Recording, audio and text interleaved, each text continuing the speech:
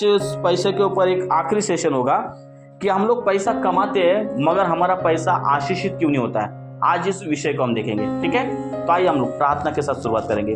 परमेश्वर, हम आपको धन्यवाद देते हैं कि तूने हमें एक अच्छा समय दिया कि ताकि और एक बार प्रभु हम सभी जन प्रभु इन पैसों के बातों में हम आशीषित हो और तेरे सामने हम ईमानदार हो। प्रभु आप हम सबकी सहायता करें ताकि परमेश्वर पिता आने वाले दिनों में हम सभी जन आशीषित हो सके। ये प्रार्थना प्रभु यीशु के नाम से करते सुन और कबूल करे, आमीन, हालेलुया। तो जैसे मैंने सबको बताया था कि बाइबल हमें पैसे कमाने के बारे में, संभालने के बारे में और साथ ही साथ ऐसी बहुत सारी शिक्षाएं बाइबल में लिखी है। और मैं पिछले समय जो मैंने बताया था, एक आपको सिर्फ छोटा सा उदाहरण दिया था किस प्रकार से हम लोग पैसे अरेंज कर सकते हैं। मगर आज मैं बाइबल के आधार पे आपको बताना चाहूंगा कि पैसों के बारे में बाइबल हमें क्या बताती है। तो सबसे महत्वपूर्ण बात है नीति वचन 14 अध्याय 23 वचन। तो वहां पे इस प्रकार से लिखा है कि परिश्रम से लाभ होता है परंतु केवल बातों से निर्धनता होती है। आणि नीति वचन 14 और 23 आणि मराठीत असं लिहिलं आहे, सर्व श्रमात लाभ आहे पण तोंडाच्या वटवटीने काय येते, दारिद्र्य येते। क्या आता है, जो हम लोग बातों से कुछ भी कुड़कुड़ाहट करते ना, उससे क्या आता है, गरीबी आती है, दारिद्र्य आता है। तो आपको बोलता ना, और इसमें ये भी लिखा है, इस वचन से मालूम है आपको क्या सीखने मिलता है। ये वचन हमें सिखाता है कि हमें पैसा मेहनत और ईमानदारी से कमाना है। कैसे कमाना है? तो पहला पॉइंट मेरा यही है कि पैसा आपको मेहनत करना है पैसे के लिए, और ईमानदारी का पैसा आपके पास आना चाहिए। मगर जब मेहनत का पैसा, ईमानदारी का पैसा जब आपके घर में आएगा तो सबसे पहले आगे लिखा है कि परिश्रम करने से लाभ होता है। अभी आपके घर में सब लोग परिश्रम कर रहे कि नहीं, काम पे जा रहे, जो भी कमा के ला रहे, परिश्रम कर रहे हैं। मगर आगे क्या लिखा है, परंतु केवल बातों से निर्धनता आती है। आणि मराठीत लिहिले, तोंडाच्या वटवटीने काय येतं, दारिद्र्य रहते। आज बहुत लोग पैसा कमाते हैं मगर घर पे क्या करते, बार बार बोलते रहते, कड़वाहट की बातें बोलते रहते हैं। बाइबल हमें बताती है ऐसे करने से भी क्या होता है, दारिद्र्य आता है, निर्धनता आती है। मतलब हमारा पैसा क्या हो जाएगा, उसे आशीष नहीं होगी। और बहुत परिवार में देखते हैं जो भी पति पत्नी थोड़ा बहुत कमा लेते हैं, या तो पति कमाता है मगर बहुत बार ना किटकिट करता है घर में ना, किटकिट बोलते हैं ना उसको, वट करना मतलब क्या है, किटकिट करना, बार बार पैसों के लिए किटकिट करेंगे। परमेश्वर ने दिया तो भी किटकिट करेंगे। तो बाइबल बताती है ऐसा भी अगर कोई करता है तो उससे क्या आती है, निर्धनता आती है, हमारे घर में गरीबी आती है। तो बाइबल आज की सुबह परमेश्वर हम सभी से यही बताना चाहता है, जितना भी परमेश्वर ने पैसा दिया है, हमें उससे क्या करना है, धन्यवाद देना है, मगर कुड़कुड़ नहीं करना है। क्या नहीं करना है, अपने पड़ोसी को मुस्कुराते बोलो, कुड़कुड़ नहीं करना है। जरा मुस्कुराते बोलो, कुड़कुड़ नहीं करना है। जितना भी दिया है उसमें समाधानी रहना है, हालेलुया। और दूसरी बात, दूसरा थिस्सलुनीयो 3 अध्याय 10 वचन में ऐसे लिखा है, यदि कोई काम न करे तो उसे खाने भी न दिया जाए। अभी आप बताओ बाइबल हमें क्या सिखाती है, अगर कोई काम नहीं कर रहा है तो उसे खाने भी मत दो। अगर हमारे घर में ऐसा लागू किया तो क्या हो जाएगा, झगड़ा हो जाएगा ना।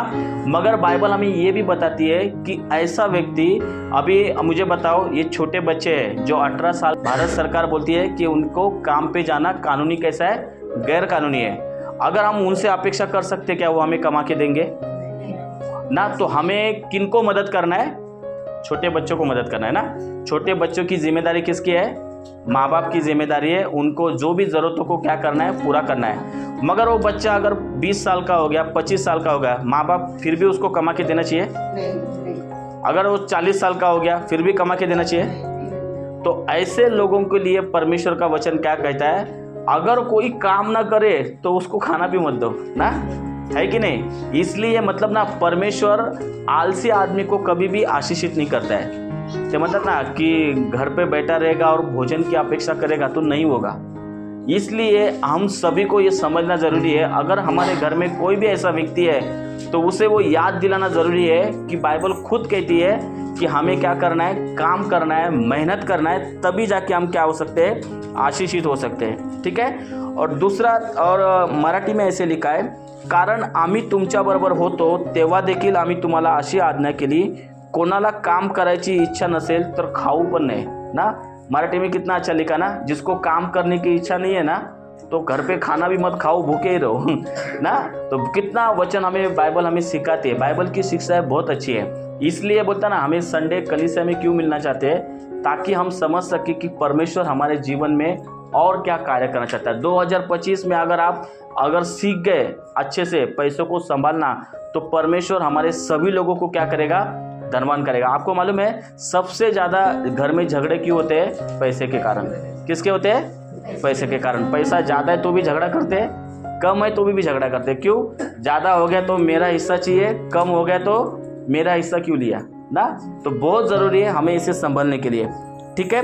और मेहनत और हमें काम करने की आवश्यकता है, इसी पे हम सभी को क्या करना है, जोर देना है। अगर 2025 में आप सभी जन चाहते हो अगर धनवान बने और आशीषित हो, तो सबसे पहले आलस आपके जीवन से निकाल देना है। अपने पड़ोसी से कहो, आपको आलसी नहीं मेहनती बनना है, आपको मेहनती बनना है, ठीक है।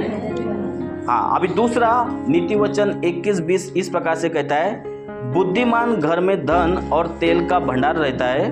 बुद्धिमान के घर में धन और तेल का भंडार रहता है, परंतु मूर्ख सब कुछ उड़ा देता है। देखो, दूसरी बाइबल की शिक्षा हमें क्या बताती है कि बुद्धिमान, जो भी व्यक्ति बुद्धिमान होता है, उसके घर में हमेशा तेल और भंडार में कैसे ना, उसके घर में सामान कैसे रहेगा, भरा रहेगा। और मूर्ख क्या कर देता है, उड़ा देता है। इसका मतलब आपके घर में अगर अच्छा राशन अगर अगले महीने के लिए है, अगले हफ्ते के लिए है, 3 दिन के लिए है, तो अपनी पीठ थपथपा सकते हो और बोल सकते हो मैं बुद्धिमान हूँ ना। हाँ, बोल सकते हो। अगर समझो कल क्या खाओगे आपके पास नहीं है, तो आप सोच सकते हो आप किसके गिनती में आते हो ना। मतलब वो ऐसा मूर्ख व्यक्ति है, वो उसने आगे का सोचा ही नहीं है कल क्या खाएंगे ना, और उसके कारण वो क्या हो जाता है, सारा पैसा आज ही उड़ा देता है। आज 1000 रुपया 2000 कमा दिया, सब उड़ा दिया। 200 रुपया है, कल वापस कमाएंगे, वापस उड़ाएंगे। इसके कारण लोग आशीषित नहीं हो पा रहे ना। मगर बाइबल की शिक्षा हमें बहुत अच्छी शिक्षा है। वो हमें क्या बताती है कि हमें ऐसा बुद्धिमान व्यक्ति बनना है कि भविष्य के लिए भी सोचना है। इसका मतलब क्या है और वही वचन मराठी में कैसे लिखा है, सुज्ञांच्या घरात मौल्यवान वस्तू तेल यांचा साठा असतो, पण मूर्ख मनुष्य त्याचा फन्ना उडवतो ना। तो हमें ये भी सीखना है। और इसका मतलब क्या है, हमें धन को समझदारी से खर्च करना है और भविष्य के लिए बचत करना है ना।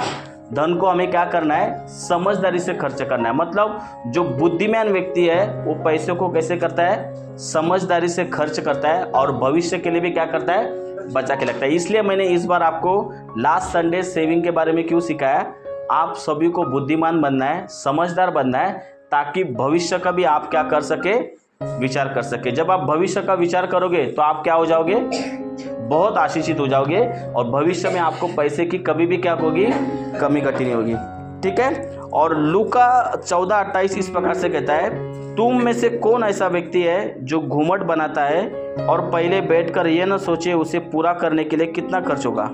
और मराठी में ऐसे लिखा है, तुमच्यामध्ये असा कोण आहे ज्याला बुरुज बांधण्याची इच्छा असते, तो अगोदरच बसून खर्चाचा अंदाज करून व आपल्या जवळ पूरा करण्याइतकी ऐपत आहे की नहीं ते पाहतो। इसका मतलब अगर आपको कोई भी घर बनाना है तो सबसे पहले आप क्या करोगे, उस घर का क्या करोगे, कोटेशन निकालोगे, उस घर के लिए कितना खर्चा होता है। बाद में आप क्या करोगे, अपना पैसा देखोगे आपके पास कितना पैसा है, बाद में आप क्या करोगे, घर बनाओगे। अभी समझो, अभी आपने किसी ने एक घर बनाने को शुरुआत किया और वो घर आधा बन गया और पैसा ख़त्म हो गया, तो लोग क्या बोलेंगे, पैसा नहीं तो क्यों बनाया ना। और जो पैसा था वो भी डाल के बैठ गया, अभी क्या करेगा, वो भूखा रहेगा। मतलब देखो, बाइबल हमें ये भी सिखाती है, आपके परिवार में जितना पैसा आता है उसे क्या करना है, इस प्रकार से देखना है, ये पैसे में मेरा महीना कैसे चलेगा, ये पैसे में मेरा परिवार किस प्रकार से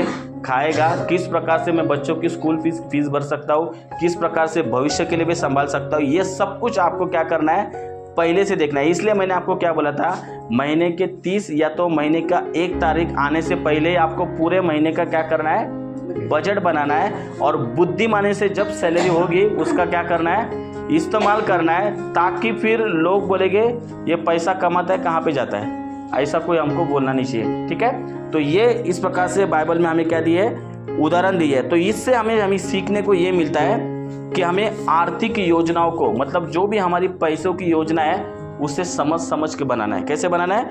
सोच समझ कर बनाना है। कैसे बनाना है? अभी समझो आपके घर पे अगर राशन अगर समझो 3,000 का आता है, अगर आपने कुछ सोचा न समझा, अगर डीमार्ट में चले गए, बाद में काउंटर पे आने के बाद कितना पता चलेगा? 5,000 बिल हो गया। फिर क्या करोगे आप? वहाँ पे निकालोगे क्या? नहीं, फिर वो 2,000 उधर एक्स्ट्रा गया है। फिर घर पे आने के बाद क्या हो जाएगा? बच्चों का फीस रह सकता है, स्कूल का फीस, घर का भाड़ा रह सकता है, सब कुछ रह सकता है। तो इसलिए जिधर भी आपको पैसा बनाना या खर्च करना है, सोच समझ कर करना है। कैसे करना है? सोच समझ के करना है, ताकि बोलता ना आप आशीषित हो जाए। अभी बहुत लोग हैं, अभी आपको मालूम है, मैं जब हमारे इंग्लिश चर्च में था मैं, तो वहाँ पे जब किसी भी कपल्स का शादी होता था तो वहाँ के पास्टर क्या करते थे, उस पति पत्नी से बात करते थे कि अभी आप दोनों शादी कर रहे हो, तो आप बताओ आपके पास शादी के लिए कितना पैसा है। तो बोलते थे कि मेरे पास इतना है, मेरे पास इतना है। और दूसरा वो ये भी पूछते थे कि आप शादी कर्ज लेकर कर रहे हो, कैसे कर रहे हो। फिर कर्जा लेने के बाद फिर वो गाइड करते थे, अगर आपने समझो कर्जा लिया, फिर आप बच्चे के लिए कब प्लानिंग कर रहे हैं, ये भी उनसे पूछते थे। क्यों? ताकि समझो अभी कर्जा लिया है बहुत सारा, और तुरंत अगर उन्हें पहले ही साल अगर बच्चा हो गया तो फिर वो लेडी, उनकी बीवी काम पे नहीं जा सकती है। फिर क्या हो जाएगा? दोनों मिलकर कमा के कर्जा नील कर सकते हैं। अगर बीच में ऐसा हो गया तो क्या हो जाएगा? फिर वो पति पत्नी में झगड़े शुरुआत हो जाएंगे। इसलिए हम लोग शादीशुदा जीवन में देखते हैं, जो 1 साल के बाद दूसरे साल में क्या हो जाते हैं? मारा पीटा शुरू हो जाते हैं। क्यों? उन्होंने पैसों की अच्छी सी योजना नहीं की है, और बच्चे हो गए, और बच्चे होने के कारण क्या हो गई? वो औरत पूर्ण रूप से घर में बैठ गई और पति पे निर्भर रही, और पति ने उनको जो चाहिए वो ला के नहीं दिया। होता है कि नहीं ऐसा? हमारा पति अगर अच्छी वस्तु अगर नहीं ला के देगा तो क्या होगा? बीवी हमेशा कुड़कुड़ करती रहेगी, तू बाबा इतना कमाता है मगर जाता है किधर है? सब लोगों का सवाल ये आता है, तू इतना कमाता है तो जाता किधर है? तो बहुत सोच समझ कर हमें निर्णय लेना है। और वो लोग ये भी गाइड करते थे कि आप कोशिश करो 3 साल में अच्छा खासा सेविंग करो, उसके बाद बच्चे के लिए योजना करो, ताकि आपके परिवार में किसी भी बात की क्या हो? कमी घटी नहीं। तो वैसे ही आप भी प्लानिंग करो आपके बच्चे के लिए, फ्यूचर के लिए आप अच्छे कैसे हो सकते हो, सोच समझकर योजना बनाइए। सब योजना में 1-1 रुपया खर्चा करने के लिए आपको क्या करना है? सोच समझकर क्या करना है? योजना बनाना है। हालेलुया। नीति वचन 13:11 इस प्रकार से कहता है, अन्याय अर्जित से धन घटता है, परंतु जो धीरे धीरे इकट्ठा करता है वो बढ़ते जाता है। हालेलुया। अभी बहुत लोगों को क्या विचार है? 500 रुपये जमा करके क्या होने वाला है कि नहीं? सोचते हो कि नहीं आप? 500 रुपये सेविंग करके क्या मिलने वाला है? मगर वचन क्या बताता है? धीरे धीरे इकट्ठा करने से परमेश्वर उसे क्या करता है? बढ़ाता है ना। अपने पड़ोसी से कहो धीरे धीरे इकट्ठा करो, धीरे धीरे इकट्ठा करो। हम लोग क्या करते हैं और हम लोग क्या सोचते हैं, मेरे गांव से इतना 2 लाख मिलेगा, 3 लाख मिलेगा, और फटाक से मैं क्या कर लूँगा, ये कर लूँगा, वो कर लूँगा, और उसके कारण 1 साल 2 साल 3 साल चला जाता है, पैसा ही नहीं जमा होता है, और बाद में बोलता है कि हमारे पास इतना कर्जा है, सब देने में चला जाता है। भविष्य के लिए हमने सोचा ही नहीं है। इसलिए मैंने लास्ट टाइम भी बताया था कि आप जितना भी कमाते हो उसका 20% सेविंग करना है। कितना? 20% नहीं समझ में आता है तो 10% ब्याज समझ में आता है। बहुत लोग है ना 10% ब्याज से पैसा लेते हैं, तो फिर उसमें और 10% ऐड कर देने का, फिर 20% कितना होता है जो ब्याज से लेना है, वो वही पैसा क्या करो, सेविंग करो। 10,000 पगार है तो 2,000 रुपये सेविंग करो। कितना? अगर दिन का 1,000 कमाते हो तो 2,000 सेविंग करो। कितना? 200 रुपये सेविंग करो ना। तो ऐसे प्लानिंग करो, और जब ऐसा आप सेविंग करोगे, ये सेविंग किसके लिए करना है? किसके लिए करना है? भविष्य के लिए करना है। अभी समझो आज 200 सेविंग किया, कल घर पे बैठे रहेंगे, वही 200 खर्चा करेंगे, नहीं, ऐसा नहीं चलेगा। आपको कैसे करना है? अच्छी योजना बनाए। जो महीने का कमाते हैं उनके लिए भी ये लागू पड़ता है कि जितना भी सैलरी आता है उसका 20%, जब 20% के लिए कोशिश करोगे तो 10% क्या हो जाएगा? सेविंग हो जाएगा ना। क्योंकि चैलेंज है, पैसा सेविंग करना मतलब खाने का काम नहीं है, मगर आपको थोड़ा थोड़ा इकट्ठा करना है। कितना? थोड़ा थोड़ा। अगर आपके पास अगर आज 10,000 कमाते हो, अगर आपने 100 रुपये भी जमा नहीं किया तो क्या हो जाएगा? जब लाख रुपया भी आएगा ना, कुछ नहीं पैसा बचेगा। आपको मालूम है कौन बनेगा करोड़पति आया था, और उसमें एक भिखारी व्यक्ति करोड़पति बन गया था, और 1 साल के बाद वो व्यक्ति वापस भिखारी बन गया। क्यों? उसके पास पैसा आया, उसको समझ में नहीं आया कि उस पैसे को मैं कैसे संभालूं और मेरा जीवन कैसे चलाऊं। उसने शायद 2-3 घर लिए होते, उसके भाड़े से भी उसका सब कुछ चल जाता था, मगर वो पैसा कभी नहीं देखा, सब उड़ा दिया उसने खाने पीने में, दोस्त के पीछे। बहुत लोग हैं ना, 1000 रुपये आए तो चल पार्टी करेंगे, और सारा पैसा क्या कर दिया उसने, गवा दिया। तो वापस वो कुछ सालों के बाद क्या हो गया, भिखारी हो गया। तो ऐसा हम किसी के साथ नहीं होना चाहिए। इसलिए मैं पहले आज 2025 में मैंने सोचा कि हमारी कलीसिया अभी प्रार्थना करने के लिए अच्छा है, स्तुति आराधना करने में अच्छी है, बाइबल वचन सब कुछ पढ़ रहे हैं, मगर मैं चाहता था कि परमेश्वर ने एक अगुवाई की कि 2025 में क्यों ना हम फाइनेंस के लिए क्या करें, सब जन मजबूत हो जाए। जब आपका फाइनेंस मजबूत हो जाएगा, अभी परमेश्वर के साथ रिश्ता अच्छा हुआ है, अगर फाइनेंस मजबूत हो जाएगा तो पति पत्नी का भी रिश्ता अच्छा हो जाएगा। हालेलुया। घर में माता पिता सबका रिश्ता क्या हो जाएगा, अच्छा हो जाएगा। अगर पैसा नहीं देंगे तो क्या हो जाएगा, पैसा अगर घर में नहीं देंगे तो क्या होगा, बहुत सारी बातों से हमें जूझना पड़ेगा ना। तो ये इससे क्या हो जाओगे, आप आज़ाद हो जाओगे। ठीक है, इसका मतलब इस वचन से हमें यही कहता है कि हमें ईमानदारी से और न्याय के साथ धन कमाना है। ईमानदारी से आपको क्या करना है, पैसा कमा कर करना है, और उसको धन को क्या करना है, इकट्ठा करना है। कि धन का उपयोग दूसरे के लिए भी क्या करना है, मदद करना है। दूसरा कुरिन्थियों उसमें इस प्रकार से लिखा है, हर एक जन ऐसा मन में ठाने वैसा ही दान करे, न कुड़कुड़ा के न दबाव से, क्योंकि परमेश्वर हर्ष से देने वाले को प्रेम रखता है। आमीन। अगर आपको किसी को मदद करना है ना, तो कुड़कुड़ करके मदद मत करो। किसी को दान भी देना है ना, तो कुड़कुड़ करके दान मत दो ना। इसलिए मैं हमारे कलीसिया में मैं किसी को भी नहीं बोलता हूँ कि तेरा सैलरी कितना है और बराबर 10% ही डाल। तेरे दिल में जितना भी आता है, मगर परमेश्वर के भंडार में क्या करो, डालो। कुड़कुड़ करके मत डालो। अगर किसी को आपको हेल्प भी करना है ना, अगर वो 1000 मांग रहा है, अगर आपसे 200 होता है, अच्छे दिल से 200 दो, कुड़कुड़ करके 500 मत दो। उससे क्या हो जाएगा, आप भी आशीषित नहीं होगे। और बता ना, परमेश्वर ने हमें जित हर्ष से आनंद से दिया है, आप भी क्या कर सकोगे, आनंद से नहीं दोगे। मगर जब आप किसी को दान देते हो ना, बाइबल में लिखा है, जो गरीब को, अनाथों को मदद करता है ना, परमेश्वर उसका प्रतिफल देता है। आमीन। इसलिए आज बहुत सारे आप हॉस्टल या वृद्धाश्रम देखते हैं कि वहाँ पे कुछ अनाथ लोग हैं जो गरीब लोग को संभालते हैं। उनको कई सारे दान दशमांश क्यों देते लोग, ताकि वो चाहते हैं कि हम इनको मदद करके हम भी क्या करें, आशीर्वादित हो जाए। जो गरीब लोगों में देखो संस्था सेवा करते हैं। अभी यहाँ पे अगर हम देखेंगे, पनवेल में बहुत सारे एनजीओ, और मैं भी एनजीओ में काम कर रहा हूँ। कई सारे एनजीओ है जो रोड पे भिखारी पड़े रहते हैं ना, उनको उठाते हैं और घर पर लेकर जाते हैं ना, उनकी संस्था में रखते हैं, उनका खाना पीना कपड़ा सब कुछ क्या करते हैं, देखभाल करते हैं। अभी सोचो, परमेश्वर ने हमें घर दिया, मगर उस व्यक्ति के पास घर नहीं है। ऐसे व्यक्ति को भी बोलता ना, परमेश्वर उससे भी प्रेम करता है और धनवान से भी प्रेम करता है, मगर उस गरीब लोगों का ख्याल कौन रखेगा। फिर जो व्यक्ति उस कार्य में हाथ लगाता है, परमेश्वर उसे भी क्या करता है, आशीषित करता है। तो कभी कभार अगर आपको रास्ते में कोई भूखा दिखे, अवश्य एक रोटी तो उसे दे दीजिए। हालेलुया। कभी ऐसा मैं नहीं बोलूँगा कि हर दिन दो। अगर आपके दिल में आता है, नहीं यार इसको कुछ तो देना चाहिए, अवश्य दो। जब आप उसे दोगे, परमेश्वर आपको क्या करेगा, उसका प्रतिफल देगा। आमीन।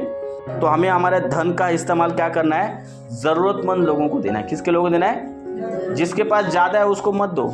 बहुत लोगों को लगता है कि ये करोड़पति है, उसको और अच्छा ड्रेस देंगे, और उसको उसकी कीमत ही नहीं है।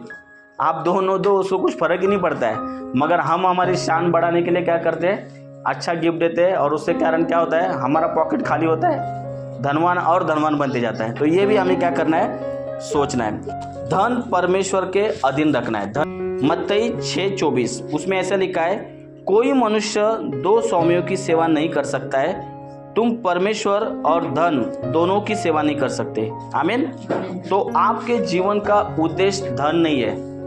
अपने पड़ोसी से कहो, आपके जीवन का उद्देश्य धन नहीं है।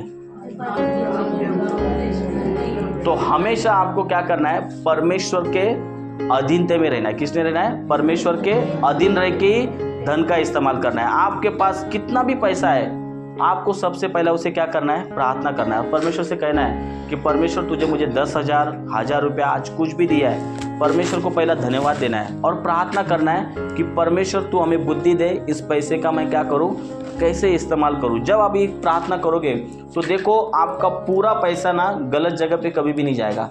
ना वो पैसा आपका बोलता ना बीमारी में जाएगा, ना किसी नशे में जाएगा, ना किसी कर्ज में जाएगा, मगर वो पैसा कैसे रहेगा, आपका सेफ रहेगा। हम लोग कई बार प्रार्थना नहीं करते, इसके लिए ऐसा होता है। दूसरा नीति वचन 3:9-10 में ऐसे लिखा है, अपने धन से अपनी सारी उपज के पहिलौठे फलों को यहोवा की महिमा कर, तब तेरे सारे खत्ते भर जाएंगे, तेरे कुंडे में नए दाखमधु उमड़ते रहेंगे। तो इसका मतलब है आपका जितना भी सैलरी आता है, जो भी धन आता है, उसका 10वां हिस्सा किसको देना है? पहला भाग बोलते हैं उसको। पहला भाग किसको देना है? परमेश्वर को देना है। और जो व्यक्ति अपने उस दशमांश को परमेश्वर को देता है, परमेश्वर क्या कहते हैं मालूम है उसके बारे में? कि उसके सारे खत्ते और कुंडों में नया दाखमधु क्या रहेगा? उमड़ते रहेगा। इसका मतलब जब हम परमेश्वर को 10% देते हैं तो परमेश्वर आपके घर का राशन, बिल से लेकर सब कुछ उसके लिए क्या करेगा? परमेश्वर उपाय करेगा, उसका नाश नहीं होने देगा। हालेलुया।